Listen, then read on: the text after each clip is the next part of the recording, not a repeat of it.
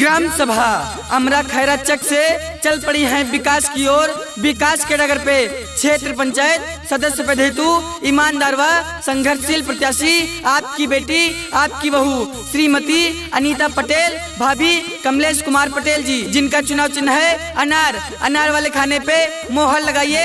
अनीता पटेल कमलेश पटेल जी को भारी मतों से विजयी बनाइए और अपने क्षेत्र वार्ड नंबर 11 से 15 तक बीडीसी बनाइए। आपका भाई आपका बेटा कमलेश कुमार पटेल, ग्राम सभा अमरा खैरा चक, जिनका चुनाव चिन्ह है अनार। अनार अनार वाले खाने पे मोहर लगाइए। गायक अनमोल वर्मा। सुना सुना ए चाची अब की गई चुनौआ, दूसर के हुना लड़े लड़े घर के बेटवा। सुना सुना ए चाची अब की गई चुनौआ, दूसर के हुना लड़े लड़े घर के बेटवा। मोहर लगाना चाची भुलियाना अनार, कमलेश पटेल को जीताना अब की बार है। मोहर लगाना चाची भुलियाना अनार, अनीता पटेल को जीताना अब की बार। संघर्ष के मार्ग पर जो वीर चलता है, संघर्ष के मार्ग पर जो वीर चलता है वही इस संसार को बदलता है। ने अंधकार और खुद से जंग जीती है, सूर्य बनकर वही निकलता है, सूर्य बनकर वही निकलता है। भाइयों बहनों माताओं, आप सभी का प्यारा चुनाव चिन्ह है अनार। अनार वाले खाने पे मोहर लगाइए। कमलेश भैया को भारी मतों से विजयी बनाइए। अपना बीडीसी चुनिए। दुखिया गरीबों के सबके चाहते हैं, सुख दुख में साथ रहे घर के ये बेटे हैं। बड़ी मुसीबत हाथ सबका बटाते हैं, 24 घंटे भैया फोनवा उठाते हैं। दूर नहीं है वो दिन अब जल्दी से आने वाला, दुख कट जाएगा सबका हो खुशियों का बोलबाला। हाँ, मोहर लगाना चाची भुलियाना अनार, अनीता पटेल को जीताना अब की बार है। विजयी रथ पे बिठाना अब की बार, कमलेश पटेल को जीताना अब की बार। भाइयों बहनों का चुनाव चिन्ह है अनार, माताओं बहनों का चुनाव चिन्ह अनार, बूढ़ बुजुर्ग किसानों का चुनाव चिन्ह है अनार। अनार वाले खाने पे मोहर लगाइए। कमलेश पटेल भैया जी को भारी मतों से विजयी बनाइए, क्योंकि गरीबों का पूरा तभी अरमान होगा जब आपके ग्राम सभा अमरा खैरा चक वार्ड नंबर 11 से 15 तक आपका भाई कमलेश पटेल बीडीसी होगा।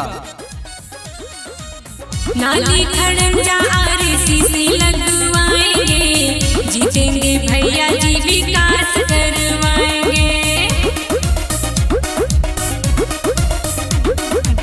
जो भी कहते हैं भैया करके दिखाते हैं, इसीलिए गौवा के शेर कहलाते हैं। गांव गांव में रोड बनेगा, बनेगी पक्की नाली, कमलेश भैया जीतेंगे तो लाएंगे खुशहाली। अरे मोहर लगाना चाची भुलियाना अनार, कमलेश पटेल को जीताना अब की बार है। मोहर लगाना अम्मा भुलियाना अनार, अनीता पटेल को जीताना अब की बार। चाचा चाची भैया बहनी बूढ़ बुजुर्गों का चुनाव चिन्ह है अनार और इनके निवेदक हैं बाबा जी। तो याद रखिए प्रिय मित्रों, इस बार के बीडीसी के चुनाव में अनार वाले खाने पर मोहर लगाइए। कमलेश पटेल अनीता पटेल जी को भारी मतों से विजयी बनाइए। जन जन की यही पुकार, कमलेश पटेल अनीता पटेल जी अब की बार। आपका प्यारा चुनाव चिन्ह अनार अनार अनार। अनार वाले खाने पे मोहर लगाइए। कमलेश भैया को भारी मतों से विजयी बनाइए। हर माँ के बेटे और गौवा के शान है, बूढ़े बुजुर्गों का करते सम्मान है। दिन रात भैया आराम है करते, घर के है बेटे काम है करते। अनमोल वर्मा हाथ जोड़ के सबसे यही है कहते, भैया जी जनता के सेवक हैं सबके चाहते। हाँ, मोहर लगाना चाची भूलना नानार, कमलेश पटेल को जीताना अब की बार है। विजयी रथ पे बिठाना अब की बार। अनीता पटेल को जिताना अब की बार। सुना सुना ए चाची अब की गई चुनौआ, दूसर के ना लड़े लड़े घर के बेटौआ।